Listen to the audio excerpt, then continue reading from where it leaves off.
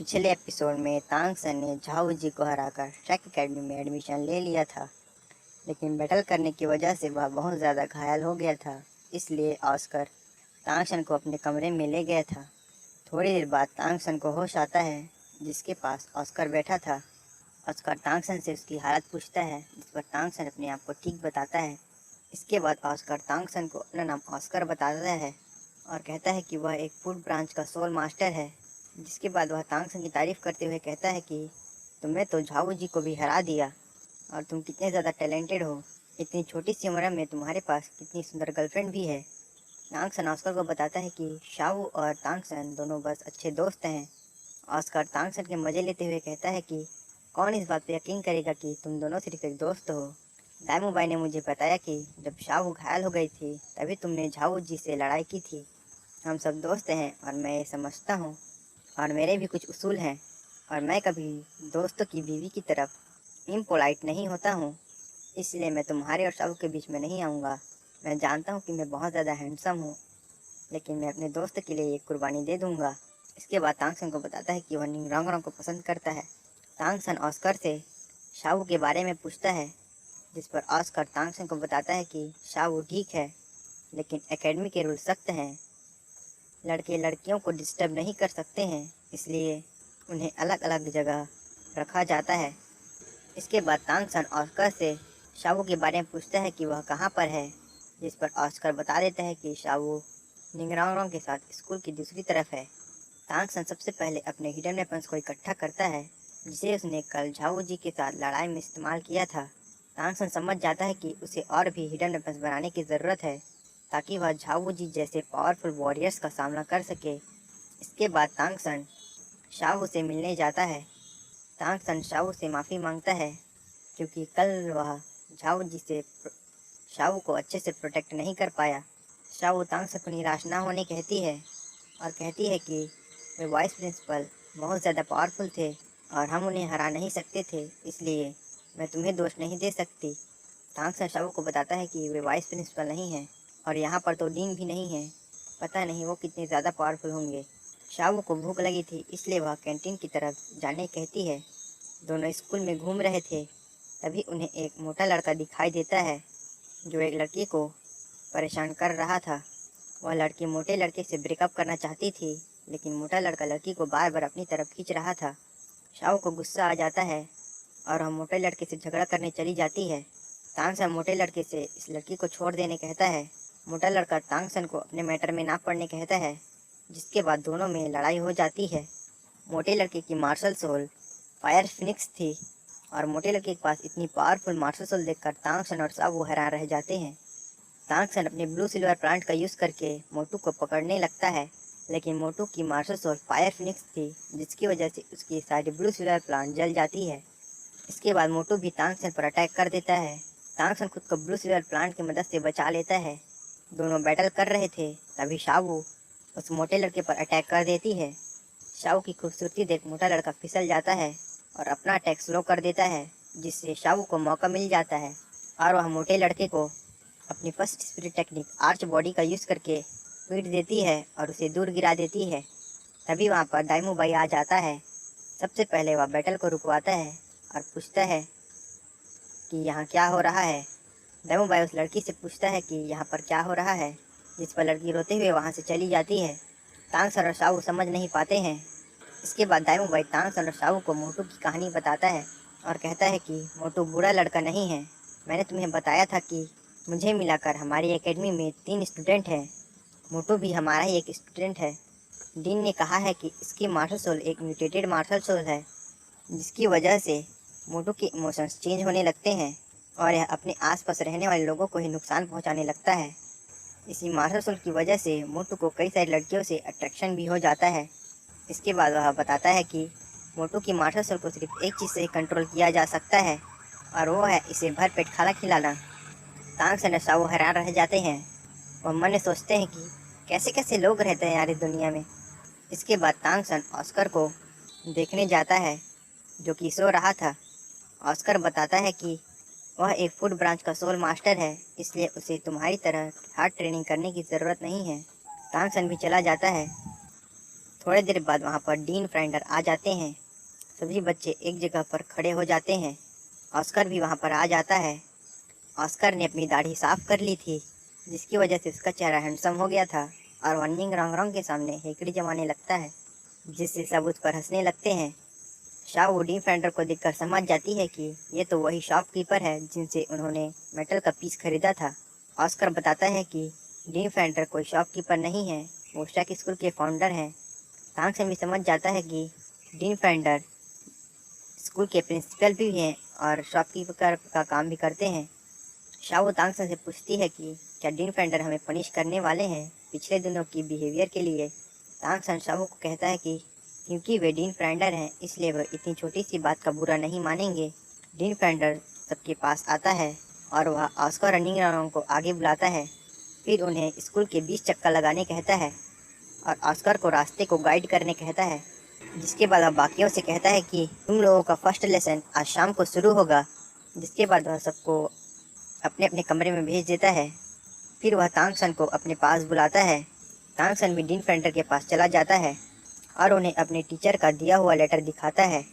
Dean फ्रेंडर grand master का letter पढ़ के बहुत खुश हो रहे थे। इसके बाद डीन फ्रेंडर तांगसन को हार्ड वर्क करने कहता है और तांगसन से कहता है कि तुम ग्रैंड मास्टर के प्रूफ हो, इसलिए तुम्हें बाकियों से ज़्यादा मेहनत करनी होगी। तांगसन भी मान जाता है। इसके बाद हम ऑस्कर और निंग रॉन्ग को देखते हैं जो कि दौड़ रहे थे। ऑस्कर निंग रॉन्ग रॉन्ग को सॉसेज खाने देता है, लेकिन निंग रॉन्ग रॉन्ग मना कर देती है और ऑस्कर को पीट कर वहाँ से चली जाती है। निंग रॉन्ग रॉन्ग ने सुबह से कुछ नहीं खाया था, इसलिए ऑस्कर ने उसे सॉसेज के लिए पूछा था। थोड़ी देर बाद वे दौड़कर वापस से डीन फ्रेंडर के पास आ जाते हैं।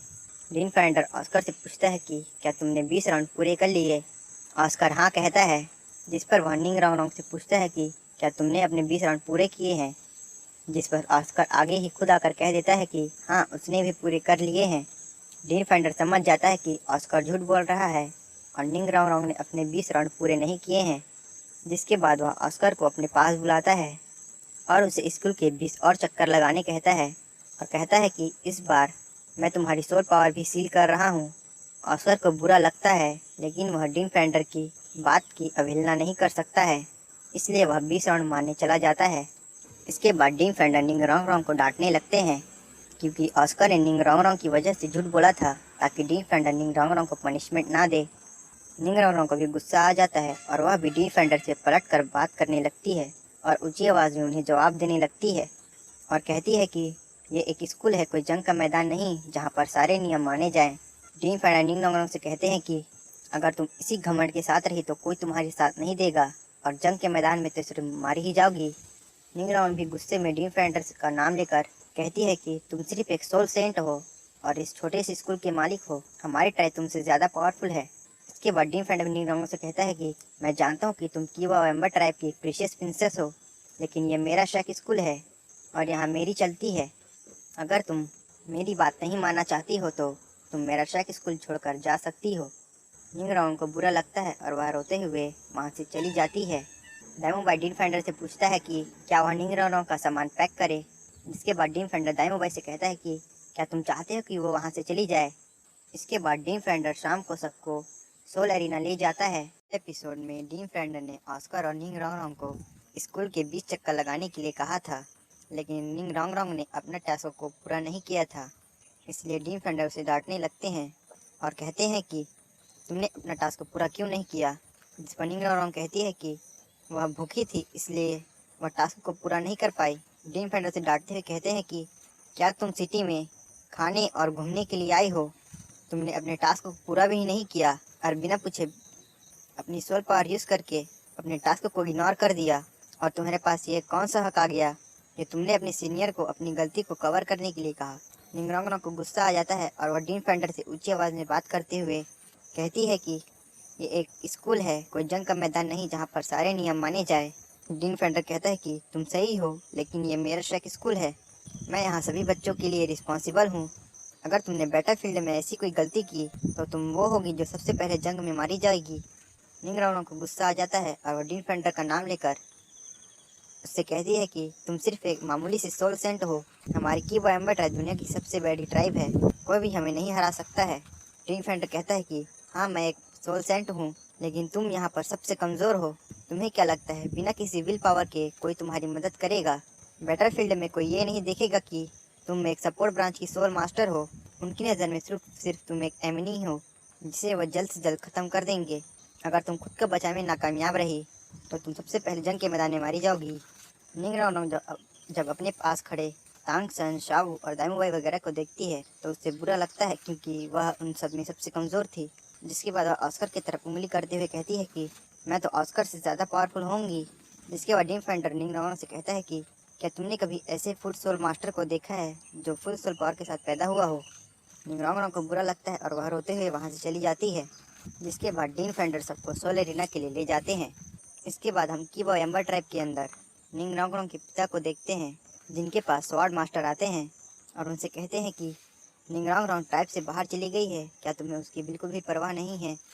चीफ निंग सबसे पहले स्वॉर्ड मास्टर को बिठाता है।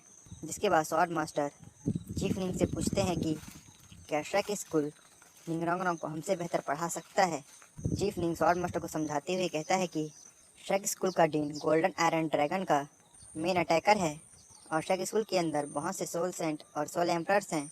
स्वॉर्ड मास्टर निंग रॉन्ग को ट्राइब में वापस लाना चाहते थे। चीफ निंग स्वॉर्ड मास्टर को रोकता है और उनसे कहता है कि अंकल स्वॉर्ड और आपने निंग रॉन्ग को मिलकर बिगाड़ दिया है। स्वॉर्ड मास्टर कहता है कि कौन कहता है किसने निंग रॉन्ग को बिगाड़ा है? मुझे मेरी लिटिल प्रिंसेस वापस चाहिए। चीफ निंग स्वॉर्ड मास्टर को समझाते हुए कहता है कि आपने और अंकल बोन ने निंग रॉन्ग को बिगाड़ दिया है, यहाँ तक कि वह हमारी भी नहीं सुनती है। शायद बाहर की दुनिया में अनुभव लेकर हमारी डेविल प्रिंसेस बदल जाए। स्वॉर्ड मास्टर को निंग रॉन्ग की चिंता हो रही थी। वे कहते हैं कि मुझे मेरी लिटिल प्रिंसेस वापस चाहिए अभी के अभी। चीफ निंग स्वॉर्ड मास्टर से खुद पर भरोसा रखने कहता है और कहता है कि अंकल स्वॉर्ड, बस इस बार आप मेरा भरोसा कर लीजिए।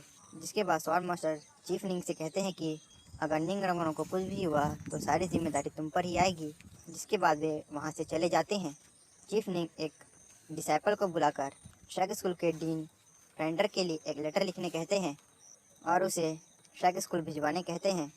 इसके बाद हम डीन फ्रेंडर और बाकी बच्चों को सोल एरिना के बाहर देखते हैं। सभी बच्चे पूछते हैं कि ये सोल एरिना क्या होता है।